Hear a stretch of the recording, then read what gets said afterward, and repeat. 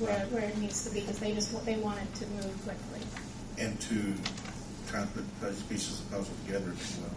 On the second phase, if the jobs bill is passed, if it's passed, then there's a good chance, correct me if I'm wrong, that we could get a no matching grant. We don't have to match any amount. True or false? I'm not certain if that's accurate. I can expand on that a little bit. This is an NDOT grant, so. Yeah, the way the jobs bill is set up is the funding is based on a first come, first served basis with that particular one. Projects that are in the queue and that have been approved through NDOT, have gone through their process and got approved, get first preference on those funds. And those funds are released if the project qualifies, which a good chance ours would, in the order that they're received. And then when the money's gone, they stop. But that is 100% match. You get 100% of the money for that. There is no local match for that. Okay, which is good. The only thing we would have to do to work in a timely manner would be get the engineering study done on the next phase. Study or survey? Okay. Engineering services, survey, construction drawings, bidding documents, coordination with NDOT, go through their process, all of that. That all has to happen before the project can get in line. So then why wouldn't we do that when we do that side of the square and Veterans Memorial? Do it all one big deal and get it done with, so we're ready and prepared. Okay, Well, the first one is a $500,000 grant that we get with our matching, plus our matching. So you're looking over $600,000 there. Now, on the second phase, if we do the engineering on it, then we're better prepared. It's shelf ready in case something comes along. Then we can compete with the larger cities that already have things on there sitting on the shelf and ready to go as well. So how much is the engineering study? It's roughly $48,000. $48,000.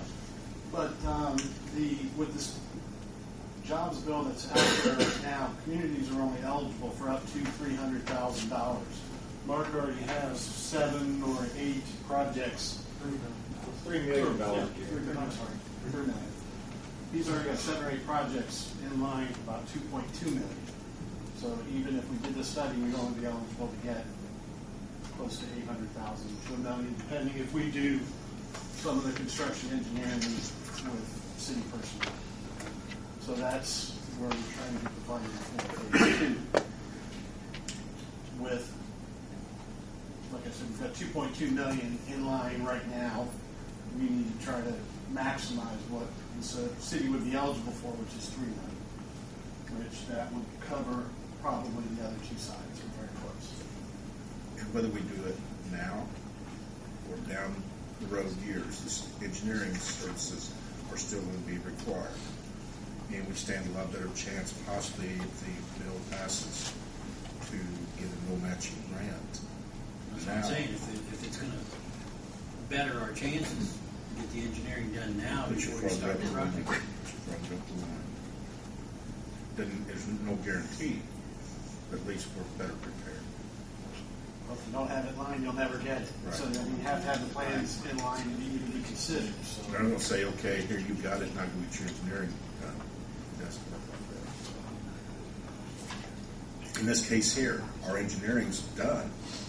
This is why we feel pretty good about receiving this grant. But we're not asking for that tonight. I would like to, Yeah.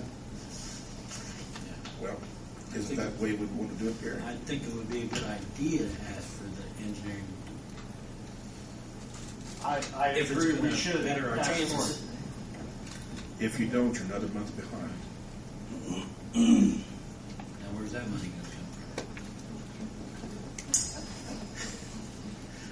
from? Honestly, I'd rather us get the engineering done so we're well prepared and better our chances. That's the main. There's several sources it can come from. I think the appropriate sources are 1 of 3 or all 3, if you will, which we've done before. We have Rainy Day, we have the gambling money, and we have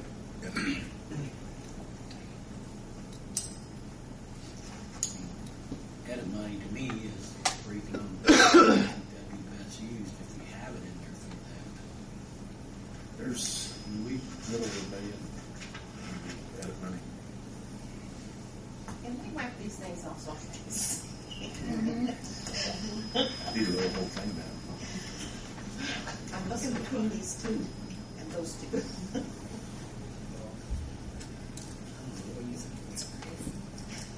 So again, what are we being asked to do? So there's two separate issues right now. One is to match the fund. One is the 20% match for the grant. Which would be a total of, 104,200 Is what our resolution is for. Yes. Right. But then secondary to that, to get the other two sides done, we'd like to enter into the engineering contract with Schneider so that we go ahead and prepare the plans and we can get those down so we can maximize what the city would be eligible for down in Redot should the jobs go through. But even if it doesn't, you still got it done when there's funds available, you can still pull them off the shelf.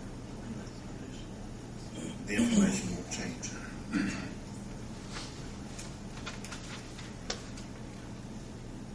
All that's ours, Darryl. Every bit of that around there is ours. The county is, we spoke with the commissioners this morning, and Rick Nobby, would you like to address the council? If you have specific questions, yeah. Otherwise, we're in support of the project and are willing to put what we've got available into the project. Be on board with the city because it benefits both. And they also, and correct me if I'm wrong, Rick, but what I understood this morning, if there's more improvements done that benefits the county, they would be willing to take another look at what percentage it does benefit them. Is that correct? Yeah, I think that's fair to say that we would, this part of the project, we're supporting with our match money. If there's additional projects to be done in the future, we take a look at that on an individual basis and put our support into it at that time.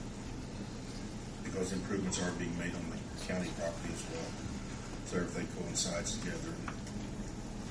I guess I'm struggling with, is this the best use of our money in our current economy to I'm the biggest proponent of downtown there is, but I mean, it looks fine to me, and then we're going to be redoing sidewalks that were just redone less than 20 years ago. And we're going to have those bricks, and anybody who owns property on the square knows that those bricks are not, no one knows who's maintaining them, and it's going to be the same if we put money into a new project. I don't know. I just, at this point, am really cautious about spending anything. Well, But that's just, and everybody's going to think about this a little differently. But I'm sure you've done improvements in your house in the last few years. yes. To keep it up to date, keep it pleasing to the eye, and you can continue to use it, probably in a better manner.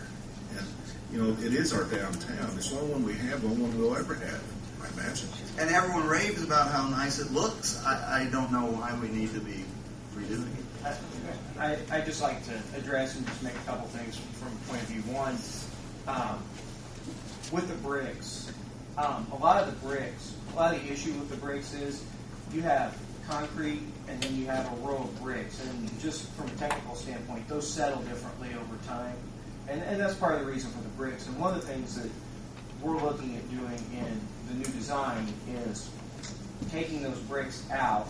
All of the white bricks, the memorial bricks, will go into the war memorial, so they're in one common place.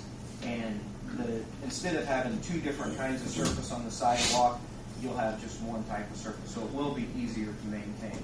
I think a second advantage is the crosswalks on the square. Some of those crossing distances are longer than they should be, and one of the things that this is going to do is reduce the crosswalks, reduce the length of the crosswalks by using some islands and things like that. And also there's some of the ramps and things like that that don't necessarily meet